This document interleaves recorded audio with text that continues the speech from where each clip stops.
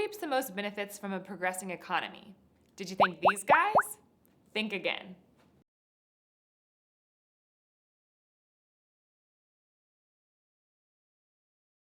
Hi guys, Praxgirl here. In our last lesson, we introduced the concept of entrepreneurship and learned about its function in the market process. We found that profit is what the entrepreneur seeks in order to better his own situation. We learned that as long as conditions that produce profit for the entrepreneur are free from compulsion and coercion, they're always proof of services rendered to the consumers. Another important point we laid out was that the entrepreneur always tries to avoid losses, and that losses are a signal of wasting resources that could otherwise be put to more urgent use. Finally, we learned about the inherent conservative nature of education. We found that education is always necessarily a process which trains people with theories and practices already developed. It teaches people how to be workers under an existing system, but can never teach the elements necessary for entrepreneurial profit. An individual becomes an entrepreneur the moment they see an opportunity others missed and fill that gap in the market. In this lesson, we will see how the actions of the entrepreneurs produce economic progress and find out who benefits the most in this process.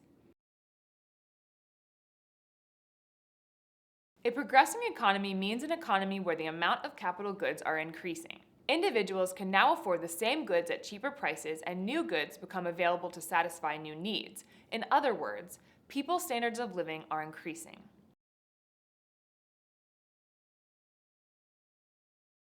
The only way by which economic progress can be made is by capital accumulation, that is, people consuming less than what they could consume in expectations of consuming more in the future.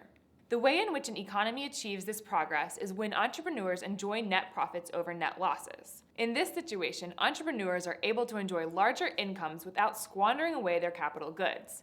But we must remember from our last lesson, competition always drives profits down towards at which no more profits can occur. Therefore, entrepreneurs are put in a position in which, to maintain a profitable business, they must continue to innovate and expand production in order to satisfy new desires in a changing world. To put it simply, they must acquire new capital goods. New capital goods can be acquired in one of two ways. Companies can either expand their current level of technology, or they can realize new technologies that were not possible before. Let me show you how a real-world company can create economic progress. Apple, the producer of iPads, can acquire more capital goods in one of two ways. They can either build more factories which would keep up with increasing consumer demands, which increases profits, or they could develop a new technology which enable capital goods to replace labor, thereby reducing the cost and selling more iPads, which also increases profits. Both these methods reduce the price of iPads and thereby enable more people to buy them. In their greedy strive for profits, Apple has increased the availability of a good for people at a lower income bracket. The acquisition of new capital goods has created society more prosperous than it was. If people can acquire iPads for cheaper, then they will have more money to spend on other goods, and thus society would be rendered more prosperous. Capital accumulation is the only way by which a society can achieve prosperity, and this fact cannot be stressed enough.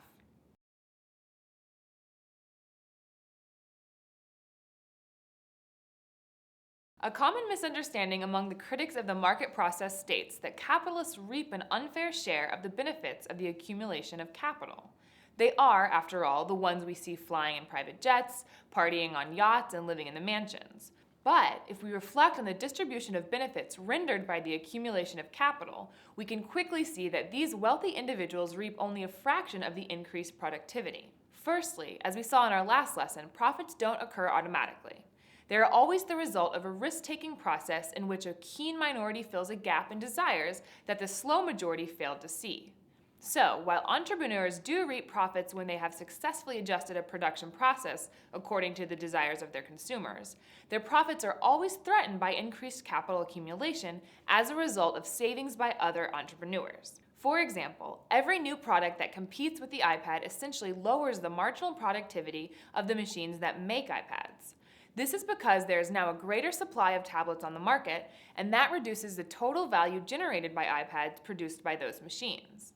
But if we focus on the non-entrepreneurial groups, we can see that they permanently benefit from the risk-taking of the entrepreneurs. An increase in the total supply of capital goods in society benefits workers the most, because marginal productivity of their labor and their wage rates go up. Consider this fact by thinking once again about the production of an iPad. If Apple were to replace their workers with iPad-making machines, then some of the former workers would be welcomed at the new iPad machine factory. Their labor would now be more productive because of their shift in shortening the production process. It is true that in short term, these very workers would earn lower wages or even go out of work as iPad-making machines were introduced, but in the long run, they will make higher wages than before. The law of the market divides additional wealth created by successful companies between entrepreneurs and suppliers of labor and specific materials of production in such a way that a lion's share goes to the non-entrepreneurial groups. Even the workers for competitors that Apple drives out of business benefit in the long run from the additional wealth created by Apple. If society's capital goods are increasing, then the real wage rates of workers increase because they can buy more goods than before. The entrepreneurs of this unsuccessful company, on the other hand, suffer real losses in the squandering of their capital.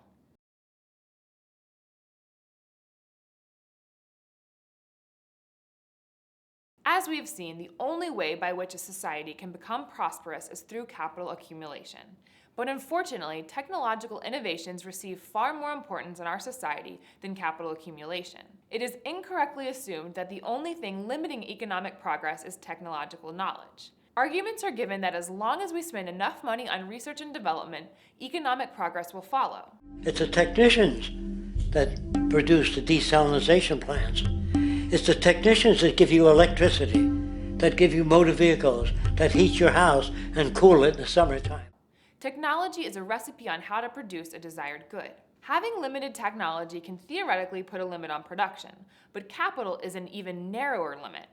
Human beings are rarely limited by our technological knowledge, but we are much more limited by capital. Capital cannot engage in production beyond the existing available knowledge, but knowledge can and does exist without the capital necessary to put it to use. To put this into perspective, imagine that a brilliant and eccentric time-traveling scientist by the name of Doc Brown finds himself stranded in the Old West. His friend Marty comes back in a DeLorean to save him, but in the process, Marty gets attacked by Indians who shoot an arrow through his car's fuel line. Marty tells Doc that they simply need to gas up to get home. Oh, listen, Doc, I tore a hole in the gas tank when I was landing, so we're gonna have to patch it up and get some gas. Terrified, Doc realizes the truth. You mean we're out of gas? Yeah, it's no big deal. We got Mr. Fusion, right? Although he has the knowledge to solve the problem, he lacks the massive amount of capital it will take to find, extract, and refine oil and gasoline.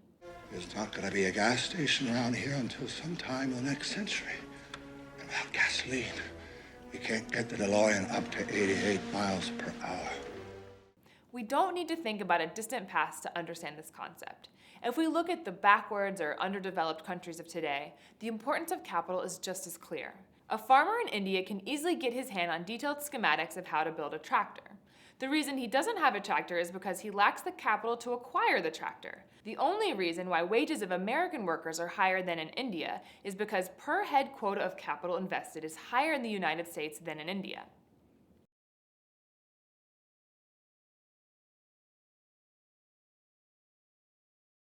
Capital accumulation is economic progress. It is manifested in the goods and services we see around us every day. Capitalism is the only system which allows this process of saving to be realized to its fullest potential. Any system which puts artificial restrictions on the ability of people to save necessarily hinders progress. We can now see how a rhetorical attack on capitalism is structured. An envious grumbler sets his target upon a successful entrepreneur and tells people, he has a lot more to consume than what we have. This is unfair. In this process, the visible profits are attacked over and over again while losses are never mentioned. In studying the logic of action in the market, we must take into account not only one group, but all groups simultaneously, and not just one time frame, but all time frames. We must think not just about what is seen, but what is unseen too. I'll see you guys in the next lesson.